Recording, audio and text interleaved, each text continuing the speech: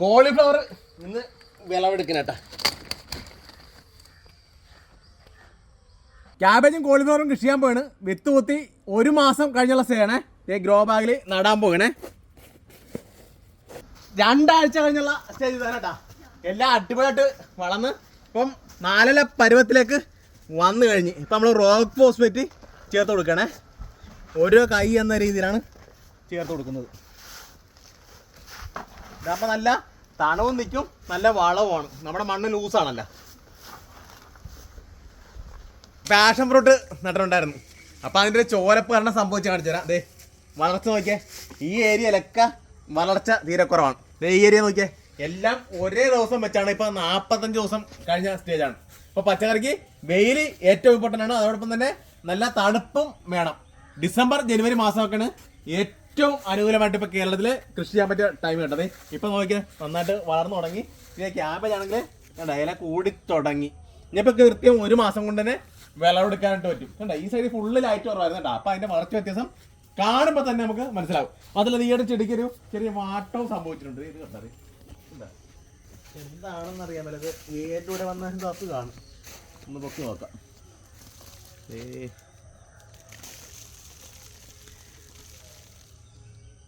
ഈ ചെടി നമുക്ക് പിഴുത് മാറ്റാം, അല്ലെങ്കിൽ പെട്ടെന്ന് തന്നെ സ്പ്രെഡ് ചെയ്യും. കേരളത്തിലെ കൃഷി ചെയ്യുമ്പോൾ അടുക്കളത്തോട്ടം എന്നുള്ളൊരു കൺസെപ്റ്റ് കൃഷിയായിരിക്കും നല്ലത്. അതായത് ഗ്രോ ബാഗ് കൃഷിയായിരിക്കും ഏറ്റവും നല്ലത്. വ്യാവസായിക സാധ്യത വളരെ കുറവാണ്. നമ്മൾ അത്ര റിസ്ക് എടുത്താലേ ഇത് ഇണക്കിയെടുക്കാനായിട്ട് പറ്റത്തുള്ളൂ.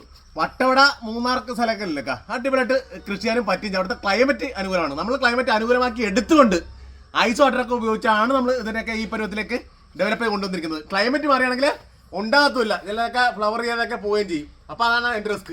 നമ്മളിവിടെ വ്യാവസായിക നിൽക്കണ്ട, അവിടെയൊക്കെ പന്തൽ കൃഷിയൊക്കെ ഉണ്ട്. അപ്പോൾ അതിൻ്റെ സൈഡിലായിട്ടാണ്, അതായത് വീടിൻ്റെ സൈഡിലായിട്ടാണ് ഈ തോട്ടം ക്രമീകരിച്ചിരിക്കുന്നത്. നമുക്ക് ഏറ്റവും നല്ല ആഹാരം നമുക്ക് കഴിക്കുക എന്നുള്ള കൺസെപ്റ്റ് ഇതിനകത്തുണ്ട്. കപ്പൽ ഡിപ്പുണ്ടാക്കും ചാണകത്തിൻ്റെയും സ്ലറിയാണ്. കടക്കിൽ ഒഴിച്ചു കൊടുക്കണമെങ്കിൽ ഈർപ്പം ഒരു കാരണവശാലും മിടിയല. നല്ല റിസൾട്ട് പെട്ടെന്ന് തന്നെ കിട്ടുകയും ചെയ്യും. ഈ പച്ചപ്പക്ക നിലർത്തുന്നതിൻ്റെ ഒരു പ്രധാന രഹസ്യം ഈ സ്ലറിയാണ്. ക്യാബേജ് ഫ്ലവറായി തുടങ്ങുന്നതിന് മുമ്പായിട്ട് ഐസ് വെള്ളങ്ങളൊക്കെ ഒഴിച്ചു കൊടുക്കുന്നത് നല്ലത്. അപ്പം നല്ല ഈൽഡ് നമുക്ക് കിട്ടും. ചെടി ഉറപ്പായിട്ട് ഫ്ലവർ ചെയ്യുകയും ചെയ്യും. കോളിഫ്ലവറിനേക്കാളും കൂടുതൽ പുഴുക്കളുടെ ആക്രമണം ഉണ്ടാകുന്നത് ക്യാബേജിനാണ് കേട്ടോ. ഇവിടെ വിവേറിയ 1 ലിറ്റർ വെള്ളത്തിൽ 20 ഗ്രാം വെച്ച് സ്പ്രേ ഉണ്ടായിരുന്നു. എന്നിട്ടും കുറച്ചൊക്കെ പുഴുവൊക്കെ തിന്നു കണ്ടാ. ഇതിപ്പം ഫുള്ള് വിളവെടുക്കാനായിരിക്കുകയാണ്. ഇപ്പം ഇത് എടുത്തേക്കട്ടെ. കണ്ടാ അടിപൊളി ക്യാബേജ് നമുക്ക് വിളവെടുക്കാനായിട്ട്. ഇതൊക്കെ ഭയങ്കര ടേസ്റ്റ് ആയിരിക്കും കേട്ടോ. ഇതൊക്കെ അതെ ഇത് നമുക്ക് ഓരം വെച്ച് കഴിഞ്ഞാൽ പ്രത്യേക ഒരു രുചിയായിരിക്കും. അപ്പോൾ ഇതിൻ്റെയൊക്കെ ഒരു പ്രത്യേകത എന്ന് വെച്ചാൽ നമുക്ക് ആവശ്യാനുസരണം വിളവെടുത്ത് ഉപയോഗിക്കാം എന്നുള്ളതാണ്. ഇതൊക്കെ നമ്മൾ ഒരെണ്ണം പോലും കൊടുക്കാറില്ല. ഇതുണ്ട് അതെ. ഇപ്പോൾ ഇത് 2 എടുത്ത് ഒരു 3 ഇന്ന് വിളവെടുക്കുകയാണ്. വെട്ടി ഇടാനായിട്ട് സെറ്റ് ചെയ്ത് ഇട്ടേക്കാണ് കേട്ടോ. ഇതിപ്പം ഈ കുറേ ഫ്ലവർ വന്ന് തുടങ്ങിയതുകൊണ്ട് ഇതിപ്പോൾ 2 ആഴ്ച കഴിഞ്ഞ് എടുത്താൽ മതിയാവും. അപ്പോൾ ഇതുകൂടെ വിളവെടുത്തേക്കാം. 3 പറഞ്ഞ് 4 കേട്ടോ. ഇല അങ്ങോട്ട് കട്ട് ചെയ്യാം.